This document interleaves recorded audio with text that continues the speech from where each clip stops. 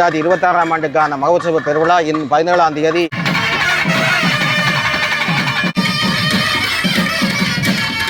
வணக்கம். நல்லூரில் ஒரு மாற்றம் ஒன்று நிகழ்து. நல்லூரான் வடக்கு வாசலில் வளைவு திறக்கிற நிகழ்வு இடம்பெறுது. இதுதான் உங்களுக்கு காட்ட போகிறேன். நல்லூரான் வடக்கு வாசல் வளைவு 6/7/2026 அங்கே புதிதாக அமைக்கப்பட்டு இன்னும் சில மணி நேரங்களில் திறப்பு விழா ஆரம்பமாக இருக்கின்றது. நல்லூர் கந்தசாமி ஆலயத்தினுடைய 4 புறமும் இப்பொழுது இந்த வளைவுகள் வந்துவிட்டன. முன்னொரு காலத்திலே நல்லூர் ராஜதானியினுடைய அரசன் அங்கே ஆலயங்களை அமைக்கும் பொழுது அதனுடைய காவல் தெய்வங்களாக அமைக்கப்பட்டவைதான் இப்பொழுது நீங்கள் காண்கின்ற சட்டநாத சிவங்கோயில். இந்த சிவங்கோயில் நல்லூரினுடைய வடக்கு பகுதியிலே காவல் தெய்வமாக அமைக்கப்பட்டது. காவல் தெய்வமாக அதேபோல் கிழக்கு பகுதியிலே வெயிலுகந்த பிள்ளையார், கைலாசநாத விநாயகப் பெருமான், அங்கே வீரமாகாளி அம்மன் என்று நல்லூர் ராஜதானி காலத்திலே அமைக்கப்பட்டது நல்லூர் முருகப்பெருமானுக்காக.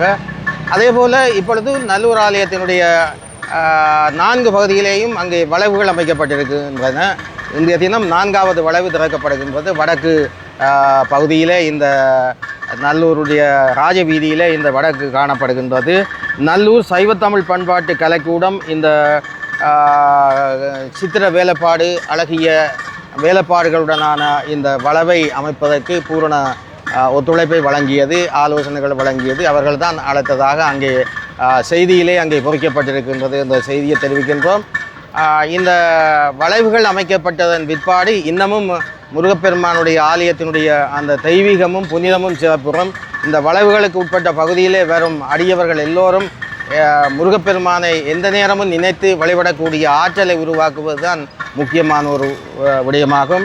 ஈழத்திலே சைவத்தையும் தமிழையும் பாதுகாப்பதில் தொன்று தொட்டு கடந்த நல்லூர் ராஜதானியினுடைய காலத்திலிருந்து இன்று வரை இந்த நல்லூர் முருகப்பெருமான் ஆலயத்துக்கு முக்கிய பங்குண்டு. எனவே உலகெங்கும் வாழ்கின்ற ஈழத்தமிழர்கள் மட்டுமல்ல, உலகெங்கும் வாழ்கின்ற சைவத்தமிழர்கள், ஏனைய மதத்தவர்கள் எல்லோரும் இந்த நல்லூர் முருகப்பெருமானுடைய இந்த வளைவு அமைக்கப்படுகின்ற இந்த செய்தியை மகிழ்ச்சியுடன் தெரிவிக்கின்றோம். எனவே எல்லோருக்கும் முருகப்பெருமானுடைய திருவருள் கிடைக்க வேண்டும்.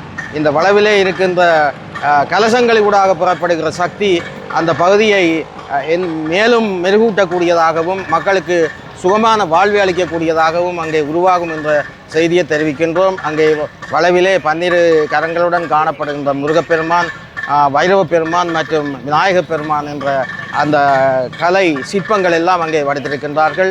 எனவே மக்கள் அதனை காணும் பொழுது முருகப்பெருமானை எந்த நேரமும் மனதிலே தியானித்து தங்களுடைய துன்ப துயரங்களை எல்லாம் நீக்க அங்கே நல்லகந்த பெருமான் அருள் பாலிப்பார். இந்த 2026ஆம் ஆண்டுக்கான மகோத்சவ பெருவிழா இன்னும் 17ஆம் தேதி பகல் 10 மணி அளவில் கொடியேற்ற வைபவத்துடன் ஆரம்பமாகின்றது என்ற செய்தியை தெரிவித்து இந்த நிகழ்விலே கலந்து கொண்டவர்கள், கலந்து கொள்ள முடியாதவர்கள், இந்த நிகழ்வுகளை கண்டுகளிக்க கூடிய அன்பர்கள் எல்லோருக்கும் முருகன் திருவருள் கிடைக்க வேண்டும் என வாழ்த்தி விடைபெறுபவர் உங்கள் கனகபாரதி விஜயரத்னம் கனகராஜா. நன்றி, வணக்கம்.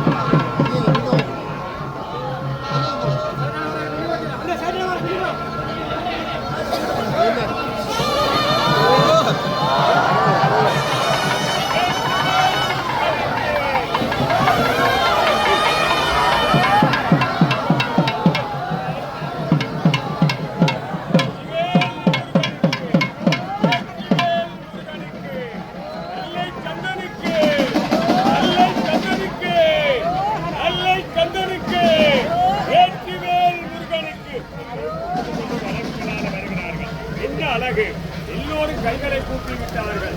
வெற்றிவேல் முருகனுக்கு, வெற்றிவேல் முருகனுக்கு, கந்தனுக்கு